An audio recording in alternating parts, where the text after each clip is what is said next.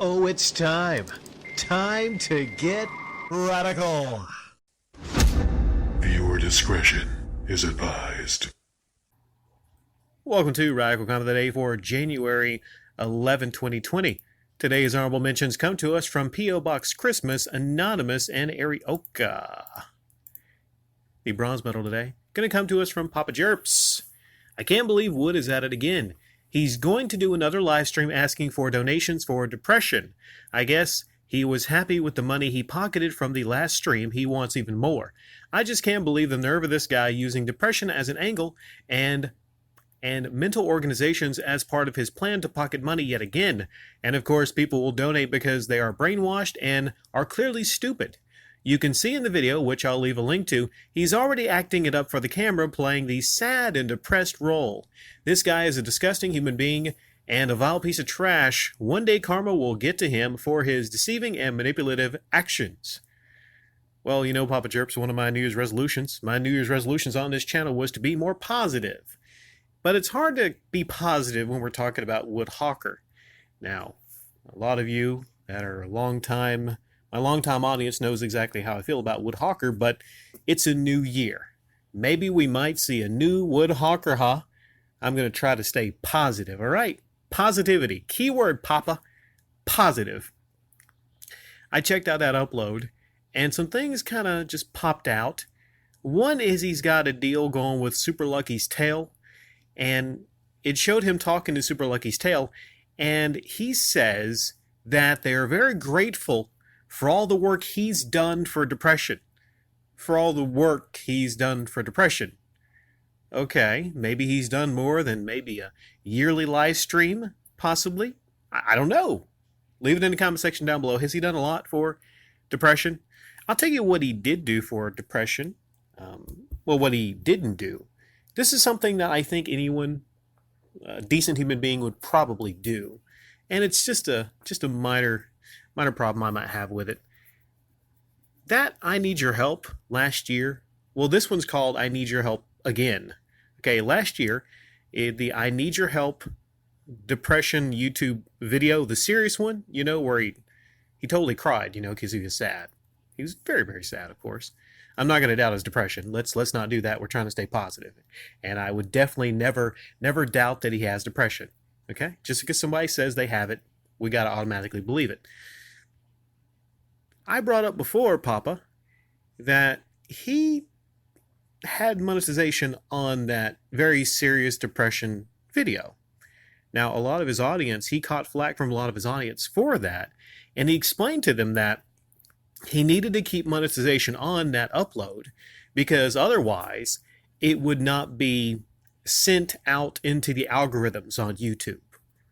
Okay, well, I mean, that's unverified. It's unverified because I had a lot of uploads that I remember in the past and on a smaller scale. Okay, Papa, on a smaller scale, all right? We're not doing like the Beat 'em Ups channel. We're not, okay? But I would notice that sometimes I would have some unmonetized uploads from years ago that was actually outdoing the views of some monetized uploads.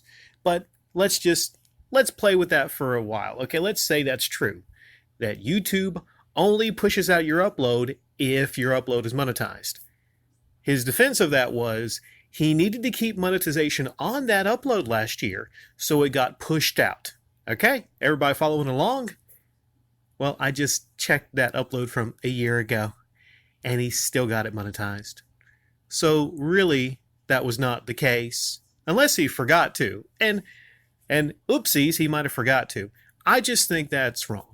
Okay, if you're talking about something serious, if I ever have a serious discussion with a lot of you, I don't have depression, but if I ever had a video titled depression or something like that and was very serious of nature, you know, just to be decent, I would not monetize it. I don't know. To me, that's just kind of tacky. A lot of you might not agree. I think it's kind of tacky. And he's got that new deal with Super Lucky's Tale. And he made sure to mention to us that they approached him because of all the work he did to help depression. Because of all the hard work, you know, the 2 uploads every year, of course, I suppose, the charity streams and everything. And I don't know. Somebody let me know in the comment section down below. This guy who's really big into, you know, depression charities and helping depression charities. Trevor's one of them, and all these charities. I'm wondering, when you look up under a Wood upload, and I'm talking directly to his audience, when you see up under the description and his uploads, do you see a link to the Trevor charity? Heck, I think I used that charity maybe a couple times in my uploads. Do you see a link to those charities? Answer me this, Woodhawker fans. Do you see a link to those charities? Or do you see a link to the Patreon, his charities, and his P.O. Box? So, yeah, which is more important? Him as a charity or these suicide prevention charities? I'm wondering. I'm getting conflicts here. Sorry I couldn't stay 100% positive there, Papa Jerps. Dang. The silver medal today going to come to us from Attack of the Pixels. Wow, Rick, Smash JT is just threw most of the retro gaming e-begging community here on YouTube under the bus. Just yesterday, he was railing against John Hancock and his museum nonsense, and now he's insulting the narcissistic cliques here on YouTube, and all the greedy entitled people with P.O. boxes. Woodhawker. He even used a clip from Beat 'em Up's Woods channel. Hey. Here's one thing, and I hope it doesn't happen. Okay, believe me. Okay, I'm cool with Smash JT these days. I hope it doesn't happen. But I'm wondering, why is it Smash can use video clips from these YouTubers' channels? And again, I don't want it to happen. Believe me, I don't want it to. Okay, why can he use these clips? And I have a screenshot from an upload, and that gets striked. I wonder how that is. Like, why is that? Okay. And again, I don't want that to happen. I'm just curious. And I think I mentioned this before. Certain people are just using straight up, and I don't think he used a big clip, but they're using lots and lots of footage from other channels. And here I am on this island here with 2 strikes. Okay, get back to your comment there. Holy cow, this man has rejected the dark side and joined the radical force. I'm resubbing to him now. It's refreshing to see a redemption arc here on YouTube for once. Now he just needs to get rid of that Patreon, which looks bad on him since he's only doing YouTube part-time, and now has such a lucrative new day job that he doesn't need to rely on it. Edit. I left him a comment on his video about all this and the Patreon, and he gave me a heart. There is hope in this world after all.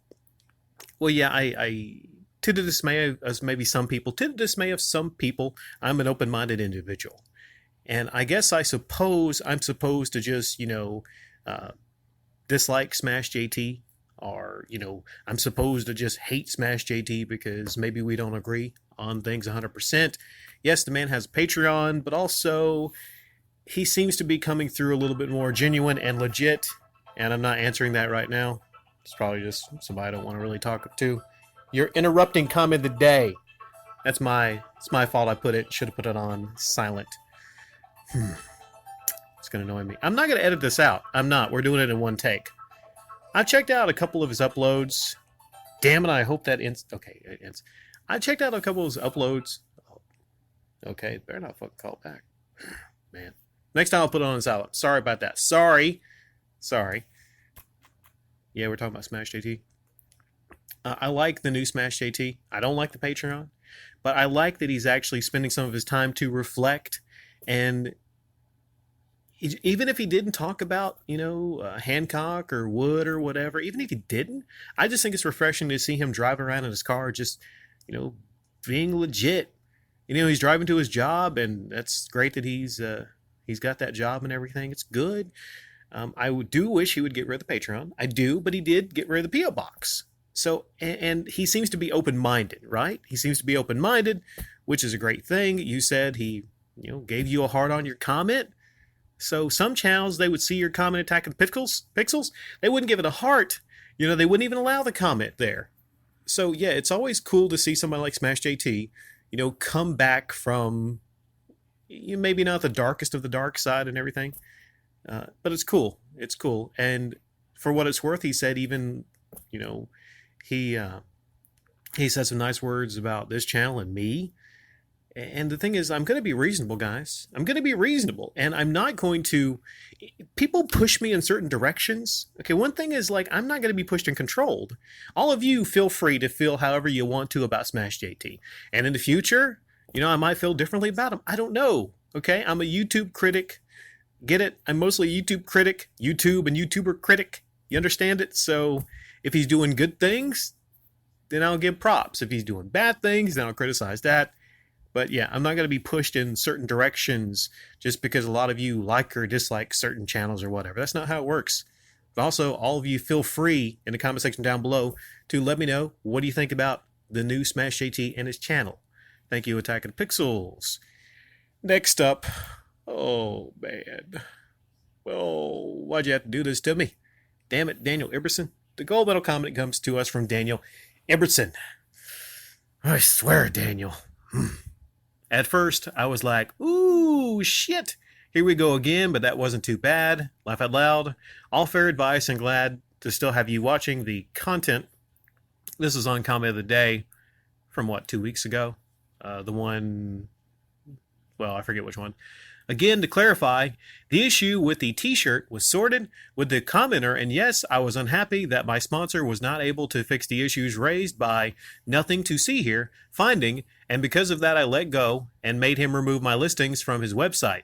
Again, any fan that purchased merch that had issues, I personally made sure that they were sorted, and yes, I did do everything in my power to sort out the issue,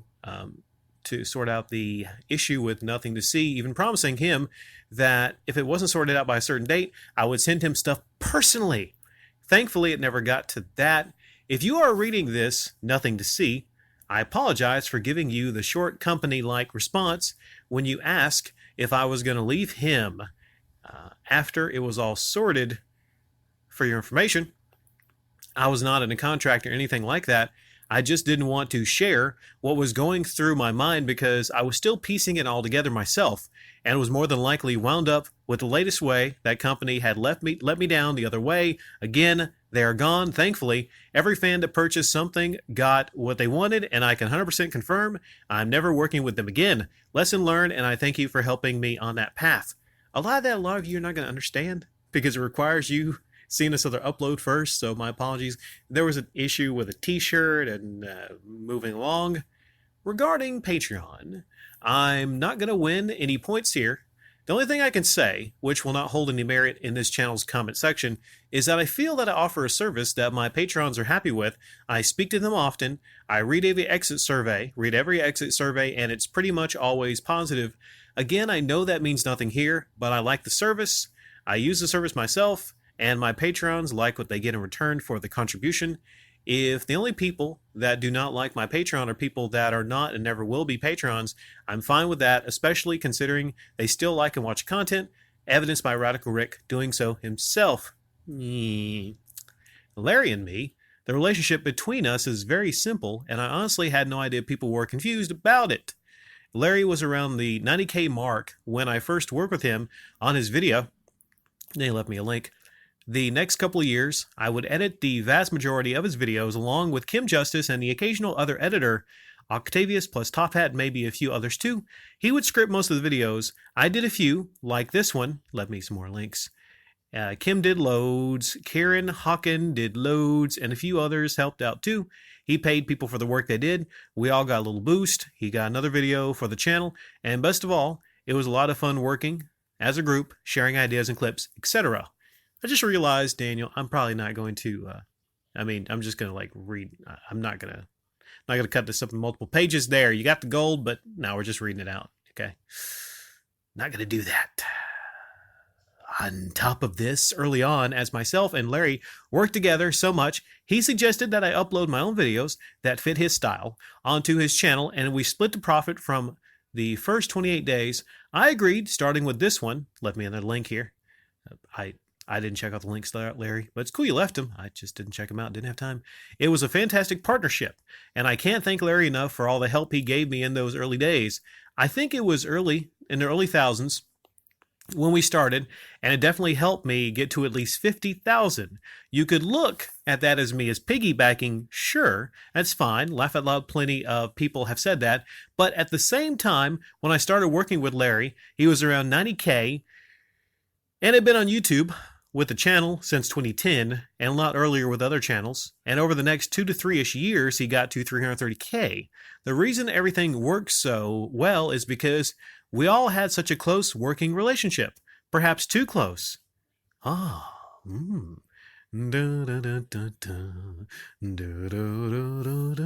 that one song? It's really steamy whenever I hear something.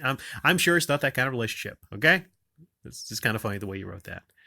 The problem was, not everyone realized that my videos on this channel were my videos laugh out loud, and considering I was editing a lot of his videos too, in my style, everyone thought that we were the same person. It was nuts! Some people still do! And as I type this, it's fucking hilarious and ridiculous at the same time. Obviously, the videos that got uploaded both got massive views on his channel compared to mine, and consistently people would find my channel and publicly try to shame me because they thought I was stealing his style or his videos. And again, you had people that actually thought we were the same person. Seriously, this was a daily occurrence.